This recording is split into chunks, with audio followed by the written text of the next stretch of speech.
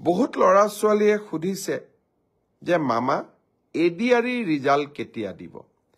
ADRE ৰিজাল্টটো আমি তৃতীয় আৰু চতুৰ্থ বৰ্গৰ আটাইকেইটা পৰীক্ষাৰ ৰিজাল্ট আমি ফেব্ৰুৱাৰী মাহৰ শেষৰ ফালে বা মাৰ্চ মাহৰ প্ৰথম সপ্তাহতে দিবৰ বাবে আমি চেষ্টা কৰিম ইতিমধ্যে এই গোটেই প্ৰচেষ্টাবোৰ আৰম্ভ হৈছে আৰু আমাৰ প্ৰচেষ্টা হ'ব যে নিৰ্ধাৰিত সময়ত এইবাৰ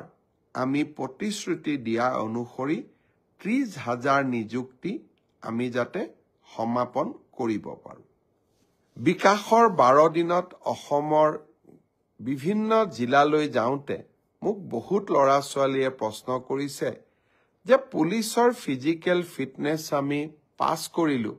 এতিয়া লিখিত পৰীক্ষা কেতিয়া হ'ব ফেব্ৰুৱাৰী মাহৰ ভিতৰত এই লিখিত পৰীক্ষা সমাপন কৰাৰ বাবে আমি প্ৰচেষ্টা কৰিম